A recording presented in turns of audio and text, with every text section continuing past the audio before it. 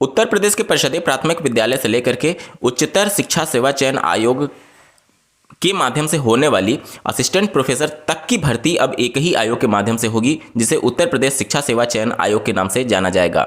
इसके लिए सारी प्रक्रिया पूर्ण हो चुकी है और एडवर्टीजमेंट जारी कर दिया गया है अध्यक्ष और सदस्यों के पद के चयन के लिए, जिसमें 15 जनवरी 2024 तक आवेदन लिए जाएंगे और उसके बाद से जितने भी आवेदन आए रहेंगे उनकी स्क्रीनिंग होगी और उसके बाद इंटरव्यू कंडक्ट कराए जाएंगे और उनका डेटा ऑनलाइन किया जाएगा।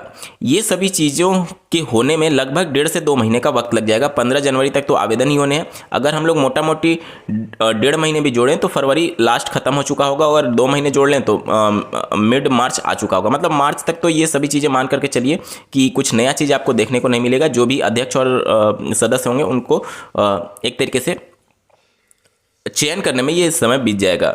उसके बाद से अब जितने भी अध्यक्ष होंगे, सदस्य होंगे, जाहिर सी बात है उनके लिए सारी चीज़ें नहीं होंगी। अब अचानक से आते ही कोई बड़ी भर्ती का या फिर बड़ी यूपी टेट जैसे नोटिफिकेशन शायद देखने को ना मिले, क्योंकि पहले से जो ऑलरेडी पेंडिंग हैं चीज़ें उस पर सबसे पहले इनका फोकस होगा, क्योंकि जो नई चीज़ें करनी होंगी उसके लिए शासन से मंजूरी मिलना, कार्मिक विभाग से मंजूरी मिलना, वित्त विभाग से मंजूरी मिलना, ये सभी चीज़ें उसमें होती हैं बैकग्राउंड में।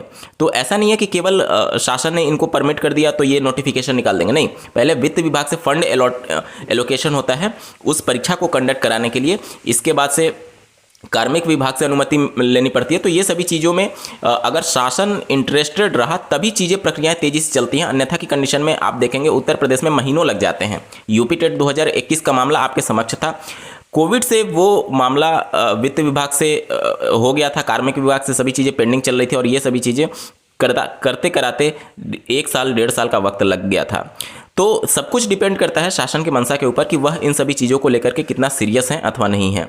2024 वर्ष जो है वो बहुत महत्वपूर्ण है, क्योंकि लोकसभा का चुनाव होने वाला है और जिस प्रकार से बिहार राज्य सरकार ने एक उदाहरण पेश किया है सभी राज्यों के लिए कि किस प्रकार से बड़े स्तर पर, बड़े पैमाने पर रोजगार दिए जा सकते हैं, उसके बाद से सभी राज्य कहीं ना कहीं थोड़े दबाव में जरूर है, क्योंकि बिहार राज्य सरकार के उच्च पद पर बैठे जो भी एक तरीके से नेता हैं उनके द्वारा टारगेट डायरेक्ट यूपी को किया जाता था कि यूपी में रोजगार नहीं मिल रहा है, यूपी के कैंडिडेट बिहार में आकर के रोजगार पा रहे हैं। तो एक तरीके से मेंटली और साइकोलॉजिकली और पॉलिटिकली प्रेशर तो है यूपी पर कि शिक्षक भर्ती को लेकर के यहाँ पर भी कुछ किया जाए। राज्य सरकार के ऊपर प्रेशर है, लेकिन उस प्रेशर को क्या कन्वर्ट किया जा सकता है शिक्षक भर्ती में, ये तभी पॉसिबल होगा जब उत्तर प्रदेश के कैंडिडेट का भी दबाव होगा उत्तर प्रदेश शासन पर नई शिक्षक भर्ती को लेकर के।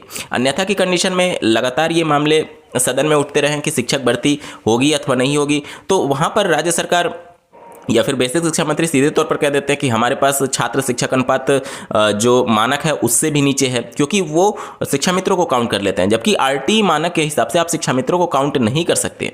तो ये सभी चीज़ें हैं उत्तर प्रदेश में और मामला अभी कोर्ट में भी है, माननीय इलाहाबाद हाई कोर्ट में, कि जो आरटी है उसके धारा 26 के अंतर्गत किसी भी जिले में या फिर पर्टिकुलर किसी भी विद्यालय में 10% से ज़्यादा सीटें खाली नहीं रह सकती। बहुत सारे जिले ऐसे हैं जहां पर 10% तो छोड़िए 20-20, 25-25% सीटें खाली हैं। तो इन सभी चीज़ों को देखते हुए अगर कैंडिडेट का दबाव रहा और मीडिया में सही तरीके से, प्रॉपर तरीके से ये मामला उठा, तभी शिक्षक भर्ती की उम्मीद रहेगी।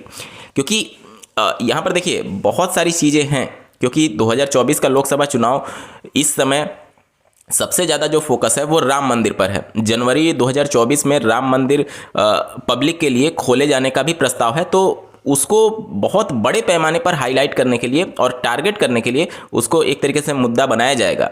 तो रोजगार उसमें मुद्दा बन पाएगा या नहीं, क्योंकि हाल ही में उत्तर प्रदेश शासन के द्वारा जो अनाज वितरण वाला मामला था उसमें 10 किलो बाजरे को भी ऐड किया गया है। तो पिछली बार का विधानसभा चुनाव आप देख लीजिए, उसमें रोजगार मुद्दा बना ना बना वो सब आपके समक्ष है।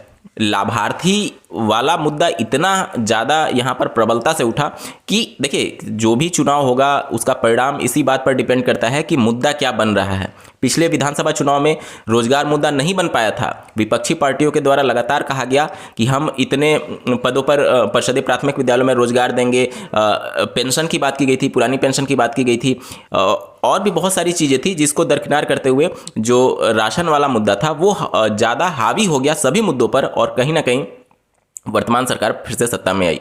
तो ये सब कुछ डिपेंड करेगा कि क्या मुद्दा बन पाता है 2024 लोकसभा चुनाव को देखते हुए।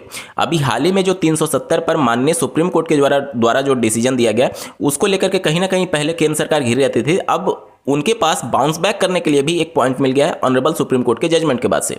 तो रोजगार मुद्दा बनेगा या नहीं, ये बहुत बड़ा सवाल है, क्योंकि देखिए जो भी चीज़ें हो रही हैं, चाहे बात करें हम लोग मीडिया की, तो मीडिया बेरोजगार युवाओं के साथ नहीं है, कतई भी नहीं है, ये तो आप मान करके चलिए।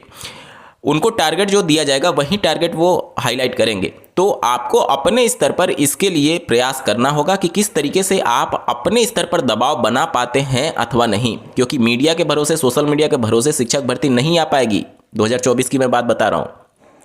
और अगर इस बार भर्ती नहीं आई तो उसके बाद से अगला जो चुनाव होगा वो 2027 में होगा, उत्तर प्रदेश में विधानसभा चुनाव। 2027 के समय जब 2024 में हम लोग रहेंगे, 27 मतलब कि मान के चलिए कि 2026 मिड या फिर लास्ट में फिर जाकर के संभावना बनेगी अगर शिक्षक भर्ती आनी होगी, तो बीच में आने की संभावना लगभग शून्य हो जाएगी। क्योंकि जिस प्रकार से सदन में जवाब दिया जाता है कि हमारे पास मानक से भी नीचे है, तो ये तो मानक बराबर होते होते 2-3 साल ऐसे ही निकाल देंगे। तो उस हिसाब से देखेंगे तो 2026 2027 तक शिक्षक भर्ती की संभावना बन रही होगी। तो अगर 2024 चूका तो मान करके चलिए कि लंबा इंतजार करना पड़ सकता है उत्तर प्रदेश में। वहीं बात करें बिहार की, तो बिहार ने वहाँ की राज्य सरकार घोषणा की है कि हम प्रत्येक वर्ष अगस्त में बीपीएससी के माध्यम से टीआरई की परीक्षा कंडक्ट कराएंगे। जिस प्रकार से पहले ये सवाल उठता था कि इतनी सारी जिम्मेदारी एक ही आयोग को, उत्तर प्रदेश शिक्षा सेवा चयन आयोग को देना क्या सही है, क्या वो सही तरीके से कार्य कर पाएगी? क्योंकि उत्तर प्रदेश में जितने भी आयोग हैं अभी वर्तमान में या फिर थे, जो कि परिषदीय प्राथमिक विद्यालयों में शिक्षक भर्ती की परीक्षा का आयोजन करते थे या फिर यूपी टेट का, उनका परफॉर्मेंस आपके समक्ष है। कई बार पेपर आउट होना, समय से रिजल्ट ना आना, गलत पेपर सेट कर देना, आंसर की गलत होना, कोर्ट में मामले चले जाना, ये सभी चीज़ें हो रही थी। लेकिन बिहार का मामला देख लीजिए, बीपीएससी के माध्यम से इतने साफ सुथरे तरीके से, इतने जल्दी से और इतनी लाखों की संख्या में अभ्यर्थी वहां पर परीक्षा में सम्मिलित हो रहे हैं, बावजूद इसके इतनी फास्ट एक्शन, इतनी प्रक्रिया तेज होकर के वहां पर। और ऐसा नहीं है कि बीपीएससी केवल शिक्षक भर्ती की परीक्षा का आयोजन करता है, यहां देख लीजिए प्राइमरी से लेकर के कक्षा 12 तक के शिक्षकों के लिए वो परीक्षा का आयोजन कर रही है, और एक साथ कर रही है, और इतनी साफ सुथरे तरीके से बिना पेपर आउट हुए, और रिजल्ट भी इतनी जल्दी से दे रही है। साथ ही साथ अन्य जो परीक्षाएं होती हैं उसकी भी कराने की जिम्मेदारी बीपीएससी के ऊपर है।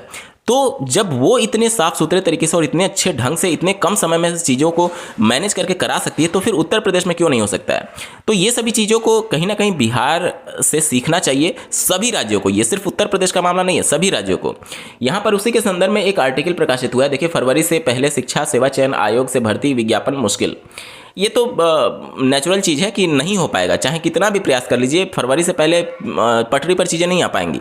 और अप्रैल मई में अगर लोकसभा चुनाव होना होगा तो जाहिर सी बात है उसे कम से कम 2 महीने पहले या फिर 1.5 महीने पहले आपका जो आचार संहिता है वो लग जाता है। तो मान लीजिए अगर हम लोग अप्रैल भी मान करके चलें तो फरवरी लास्ट या फिर मार्च तक तो आपका आचार संहिता लग जाएगा। उसके बाद से आचार संहिता लगने के बाद से वैसे ही सरकारें, जो राज्य सरकार होती है या फिर केंद्र सरकार होती है, वो हाथ खड़े कर देती है। हालांकि ये लोकसभा का चुनाव है, राज्यों पर कोई इम्पैक्ट नहीं पड़ेगा, लेकिन हाथ खड़े कर देती है। उनके पास एक बहाना हो जाता है कि अब आचार संहिता लग चुका है, अब हम कुछ नहीं कर सकते। जैसे अभी उत्तर प्रदेश में जब आप शिक्षक भर्ती की मांग करेंगे तो यही एक बहाना रहता है कि मामले कोर्ट में फंसे हुए हैं, कोर्ट से जब तक निस्तारित नहीं होते हैं तब तक हमारे हाथ बंधे हुए हैं। अरे जिन पदों पर मामला कोर्ट में चला वहीं तो आपके हाथ बंधे हुए हैं कि उसमें आप कोई एक्शन नहीं ले सकते हैं। आपके पास लाखों के पद खाली हैं, उस पर तो आप नई शिक्षक भर्ती का विज्ञापन जारी कर ही सकते हैं। आपको राज्य सरकार, आपको ऑनरेबल कोर्ट ने थोड़ी रोका हुआ है। जैसे कि शिक्षा मित्रों का मुद्दा उठता है कि उत्तर प्रदेश में मात्र 10,000 रुपया सैलरी है, तो शिक्षा मित्रों को परमानेंट या फिर समायोजन नहीं किया जा सकता माननीय सुप्रीम कोर्ट के आदेश के आधार पर। राज्य सरकार के पास ये पावर है कि अगर वो चाहे तो उनकी सैलरी 50,000 भी कर सकती है। ये राज्य सरकार के हाथ में है, लेकिन कहीं ना कहीं कोर्ट का हवाला देते हुए इन सभी चीज़ों को एक तरीके से टाल दिया जाता है और चीज़ों को लेकर के गंभीरता नहीं दिखाई जाती है। तो ये सब कुछ डिपेंड करेगा कि क्या मुद्दा बन पाता है अथवा नहीं 2024 में लोकसभा चुनाव को देखते हुए। आपको क्या लगता है कमेंट के माध्यम से जरूर बताइएगा, और ऐसे ही महत्वपूर्ण अपडेट के लिए इस चैनल को सब्सक्राइब करना ना भूलें। इस वीडियो को देखने के लिए आपका बहुत बहुत धन्यवाद। भगवान करे आपका दिन शुभ हो।